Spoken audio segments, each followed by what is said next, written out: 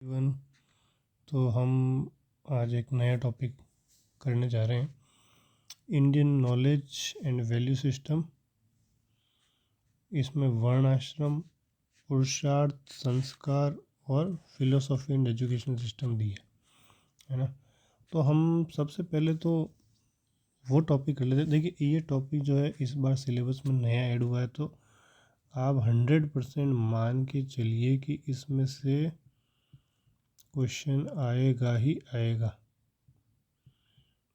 ठीक है, आप ये देख लीजिए, जो टॉपिक नए ऐड हुए हैं, चाहे प्री में हुए हैं चाहे मेंस में हुए, नए ऐड जो हुए ना, उस पे स्पेशल फोकस करें, क्योंकि उनमें से क्वेश्चन पूछने की प्रोबेबिलिटी जो है वो 100% है। आप ये मान लीजिए 100% प्रोबेबिलिटी है।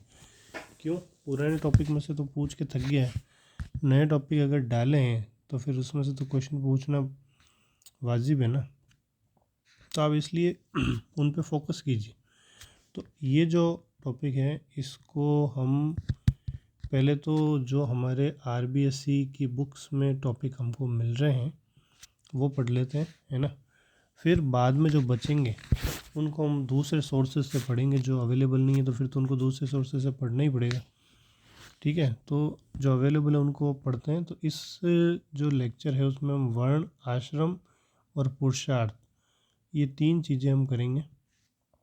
ठीक है, तो मेन तो ये हो गया, जैसे 4 वर्ण हैं, तो वर्ण तो हो गया सोशल डिवीज़न, आश्रम हो गया स्पिरिचुअल डिवीज़न। जो सोसाइटी हमारी, उसको सोशल डिवीज़न किया, उसका किस बेसिस पे किया? ऑक्यूपेशनल बेसिस पे। ऑक्यूपेशनल मतलब कि उनका जो कार्य था, उनके जो कार्य था, कार्य के अनुसार उनको, जैसे ब्राह्मण्स थे जो समाज के अंदर, सोसाइटी के अंदर प्रीस्ट थे, ठीक है, पुजारी थे, जो टीचर्स थे वो थे ब्राह्मण, हायर क्लास थी। फिर दूसरी हायर क्लास कौन थी? क्षत्रिय। तो क्षत्रिय में कौन आते थे? योद्धा आते थे, राजा आते थे। तो ये दो तो हो गई हायर क्लास, ये दो हो गई लोअर क्लास। ये दोनों मिलके इन दोनों क्लासेस का शोषण करते थे। भाई ये तो हायर क्लास है, हाईएस्ट है, इनके द्वारा इनका शोषण तो किया नहीं जा सकता, पॉसिबल ही नहीं है। और ये इनका शोषण यूँ नहीं करते थे कि ये पूजनीय थे समाज के अंदर, तो पूजनीयों को तो पूजा जाता है ना, उनका शोषण थोड़ी किया जाता है। तो ये तो हमेशा से पूजनीय रहे और इन्होंने इनकी पूजा की। इन दोनों ने मिलके इन दोनों क्लासेस का शोषण किया। तो वैश्य में कौन सा आता था? मेनली जो एग्रीकल्चरिस्ट थे, जो खेती करने वाले थे, वो इसके अंदर आते थे, व्यापारी वर्ग और जो जमींदार वर्ग था। शूद्र में कौन आते थे? Service class. ठीक है, जो भी सर्विस क्लास लेबर्स थे वो आते थे शूद्र के अंदर। फिर तो ये वर्ण आश्रम हो गया, इसमें इतना ही है।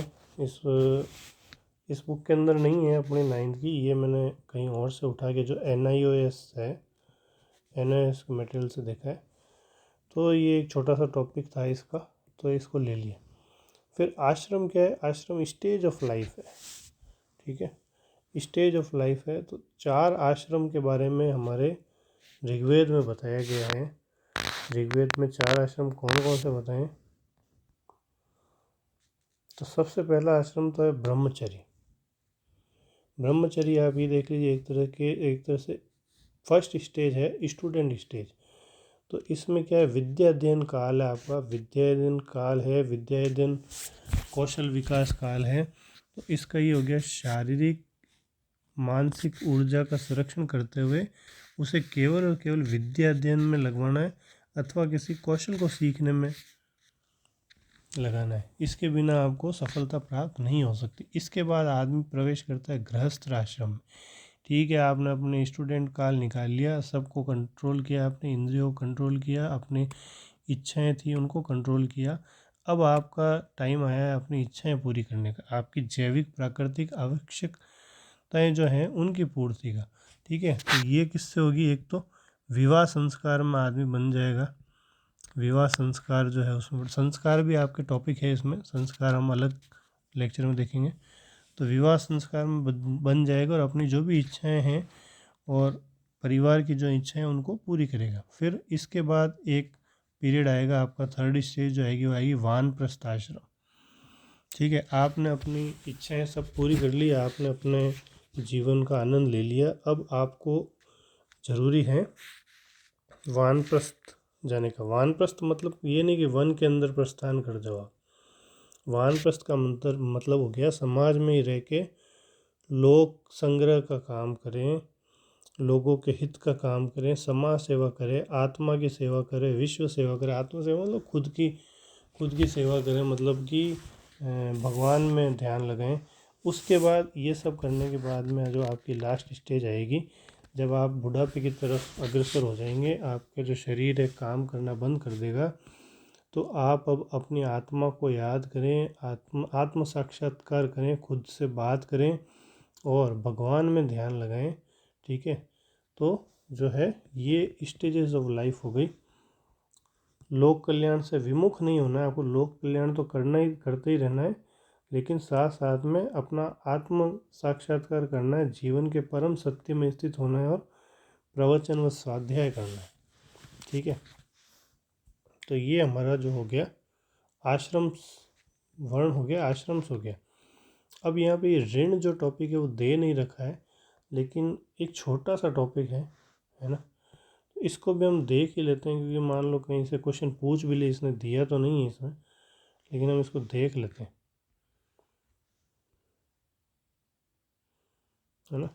तो ऋण वेदों के अनुसार क्या है, ऋण सुख स्वर्ग प्राप्ति जो है वो चरम लक्ष्य है। ठीक है, वेदों के अनुसार तो जो आपके सुख और स्वर्ग की प्राप्ति के अंदर आपके ऊपर कई ऋण जो हैं वो आ जाते हैं, तो आपको मोक्ष तभी मिलेगा जब आपकी आत्मा जो है, आप मोक्ष का मतलब क्या हुआ, बार बार जन्म लेने से मुक्ति। तो जब तक आप सभी तरह के ऋण से मुक्त नहीं हो जाते, तब तक आप इस सामाजिक बंधन से नहीं मुक्त हो सकते। तो जो हमारे वेद हैं उन्होंने कहा है कि भाई आपको सभी ऋणों से मुक्त होना जरूरी है। तो 3 तरह के ऋण बताएं, देव ऋण, पितृ ऋण और ऋषि ऋण। देव ऋण का मतलब ये हुआ कि आपकी जो भौतिक समृद्धि है, आपके पास जो धन दौलत जो भी है, उसके दाता जो वो ईश्वर है। ठीक है, आपको संपन्नता जो दी है वो ईश्वर ने दी है, तो उनका धन्यवाद करके और उनका ऋण उनको प्रसन्न करके आपको ये ऋण उतारना जरूरी है। फिर पितृ ऋण की बात की तो पितृ ऋण जो है बुजुर्गों का या अपने पिताओं का जो अपने ऊपर आशीर्वाद है, उन्होंने जो आपको पूरे जीवन में दिया, तो उनका भी आपके ऊपर ऋण बनता है। ठीक है, तो संतानोत्पत्ति करके और संतति श्रृंखला को आगे बढ़ा के आपको उनके नाम को, उनके वंश को आगे बढ़ा के उनका ऋण उतारना जरूरी है। फिर जैसे ऋषि ऋण, ऋषि मुनियों से क्या है, जो प्राचीन पुरुष थे, जैसे ऋषि समझ लीजिए, आप आज के दृश्य में गुरु को आप ऋषि समझ लीजिए। आपके गुरु ने आपको कुछ सिखाया, आपके गुरु ने आपको सामाजिक ज्ञान दिया, मानसिक ज्ञान दिया, उससे आपने ज्ञान ग्रहण किया, तो आपके ऊपर ऋण बनता है। तो जो गुरु दक्षिणा होती है, गुरु दक्षिणा दे के वो ऋण चुकाया जाता था जैसे प्राचीन काल में। तो आप अब क्या कर सकते हैं, आने वाली पीढ़ी को उस ज्ञान को बांटें, वैचारिक ज्ञान संपदा को आने वाली पीढ़ी को स्थानांतरित करें। इस तरह से इस ऋण से मुक्त हुआ जा सकता है। फिर अगला टॉपिक पुरुषार्थ का है। पुरुषार्थ भी अपने इसके अंदर टॉपिक है। तो पुरुषार्थ चतुष्टय। ठीक है, पुरुषार्थ चतुष्टय मतलब कि 4 तरह के पुरुषार्थ है इसमें। ठीक है, 2 शब्दों के मेल से बना हुआ पुरुषार्थ, पुरुष प्लस अर्थ। पुरुष का मतलब है आत्मा और अर्थ का मतलब है लक्ष्य। तो पुरुषार्थ का मतलब तो वह जो व्यक्ति जीवन की लक्ष्य पूर्ति के लिए आवश्यक और लाभदायक हो।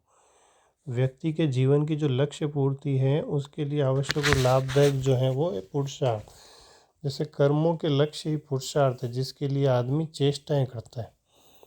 ठीक है, तो व्यक्ति के जो कर्म हैं वो एक तरह से आप ये मान लीजिए कि वो पुरुषार्थ हैं। तो 4 तरह के पुरुषार्थ उसने बताए हैं वेदों में हमारे। एक तो धर्म, अर्थ, काम और मोक्ष। तो एक एक करके हम जैसे इसको देखते हैं। सबसे पहले धर्म देखते हैं। तो धर्म जो है, धर्म का मतलब क्या है कि जीवन के सभी क्षेत्रों में कर्तव्य का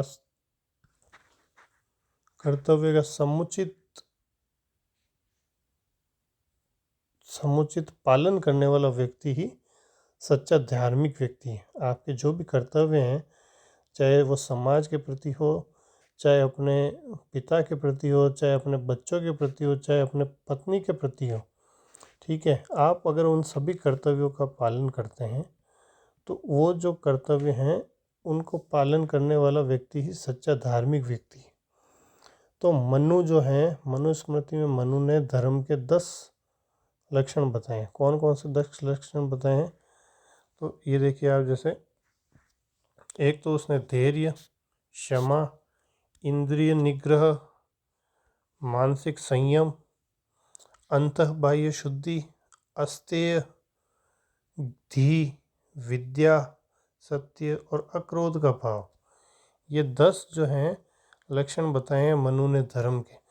अब देखिए, इनको समझने की आपको कोई ज़रूरत नहीं है, ये याद रख लीजिए, याद रह जाते हैं आपको, अच्छी बात है, क्योंकि आपको एग्ज़ाम में वो मिलान करने के लिए दे देगा, तो ये याद रख लीजिए, ठीक है। फिर डॉक्टर राधा कृष्ण, ये भी याद रख लीजिए। इस डॉक्टर राधा कृष्ण का नाम याद रखना आपको। चारों वर्णों, चारों अवस्थाओं और चारों पुरुषार्थों से संबंध निशेष कर्तव्य समुदाय को धर्म कहा है, ठीक है ना। चारों वर्ण जो अपन ने देखे ऊपर, चारों पुरुषार्थ जो ऊपर देखे अपन ने, ये धर्म, अर्थ, काम, मोक्ष, और चारों अवस्थाएं जो जीवन की 4 अवस्थाएं हैं, बच्चा, युवक, है ना, बुढ़ापा, तो इन सभी से संबंध जो बता रहा है कर्तव्य समुदाय, उसको धर्म कह रहे हैं, है ना। तो ठीक है, ये आप इतना समझने की जरूरत नहीं है आपको, बस ये ध्यान रखना है। वो कह देगा कि भाई निम्न में से कौन सा पुरुषार्थ नहीं है, फिर धर्म, अर्थ, काम, ये कुछ और ऑप्शन दे देगा, तो आपको बताना है कौन सा नहीं है ना। फिर दूसरा जो पुरुषार्थ है वो धर्म अर्थ है। अर्थ का मतलब हो गया धन, भौतिक सुख सुविधा का आधार है धन, ठीक है। तो भर्तहरि ने क्या कहा है? धन सभी गुणों की खान है, ठीक है। इतना ध्यान रख लो। क्यों कहा, काय के लिए कहा, इससे कोई मतलब नहीं है, ठीक है। भर्तहरि मैंने इसलिए यहाँ लिखा है कि भर्तहरि आपको ध्यान में होना चाहिए कि भाई ये अर्थ से जुड़े हुए हैं। अर्थ के बारे में इन्होंने कोई टिप्पणी की, अब क्या टिप्पणी की वो जरूरी नहीं, भर्तहरि नाम ध्यान रखिए। फिर काम, तो काम का 2 अर्थ निकलते हैं, एक तो सामान्य अर्थ, एक विशेष अर्थ। सामान्य अर्थ क्या निकलते हैं?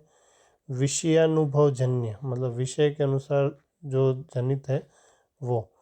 तो जैसे बाह्य वस्तु को देख के कोई जो सुखद लग रही है, तो अब हमारी इच्छा हो रही है कि इसका अनुभव किया जाए, तो वो एक तरह से हो गई आपका, वो भी एक तरह से काम ही है। और विशेष अर्थ क्या है? इंद्रिय जन्य सुख, तो इंद्रियों को नियंत्रण में रखते हुए उन्हें तृप्त करना है इंद्रियों को, ठीक है।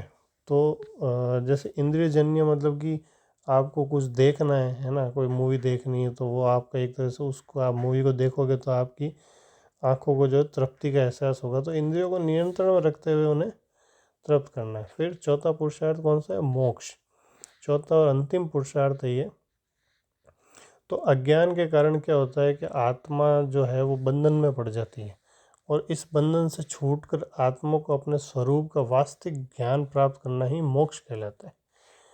बार बार जन्म मृत्यु के जो साइकिल है, जो चक्र है, उससे मुक्त होना ही मोक्ष है, ठीक है। तो मानव जीवन जो हमारा जो वेद है ना, वो वेद क्या बताते हैं? हमारे जो हिंदू चिंतन बताता है कि मानव जीवन जो एक नदी है, सरिता नदी है, ये नदी बह रही है, ठीक है। इसमें जल बह रहा है, इसको बताया अर्थ और काम, चारों पुरुषार्थों का इसने वो विवरण दिया। आप देखना, अर्थ और काम, इसमें नदी के जल को बताया गया है। और इस नदी के जल को कौन संभालता है? जो इसके किनारे हैं दोनों, वो इसको इधर उधर जाने से रोकते हैं और एक राह दिखाते हैं कि भाई आप इस राह पे चलो। तो ये दोनों किनारे कौन से हैं? एक तो धर्म आपको राह दिखाता है समाज के अंदर, ठीक है, आपको सही रास्ता दिखाता है। और एक है मोक्ष। तो मोक्ष क्या है, एक तरह से आपका लक्ष्य है। तो मोक्ष जो लक्ष्य है, लक्ष्य की प्राप्ति के लिए कई रूल हैं, उन रूल को फॉलो करना ज़रूरी है ना। इससे जो ये हमारा जो जीवन है, जीवन को एक दिशा प्रदान करते हैं ये दोनों किनारों का काम करते हैं। ठीक है, ये हिंदू चिंतन की जो है फिलोसॉफी है। तो ये टॉपिक हमारा हो गया। अब इसमें हमारा एक संस्कार बच रहा है ना, संस्कार बच रहा है, तो उसको हम एक अलग वीडियो में देखेंगे। और ये जो पीछे बच रहे हैं, इसको हमें कोई सोर्स मिलेगा तो हम इसको भी डिस्कस करेंगे। संस्कार जो है हम एक वीडियो बना के डिस्कस कर लेंगे। इन टॉपिक्स पे फोकस ज़रूर कीजिएगा। PYQs मैंने इसलिए डाले क्योंकि नया टॉपिक है ना। तो आप बस इसको नए टॉपिक जो ऐड हुए हैं उसके ऊपर स्पेशल फोकस रखें। ठीक है दोस्तों, धन्यवाद। मिलते हैं नेक्स्ट लेक्चर में, तब तक के लिए धन्यवाद।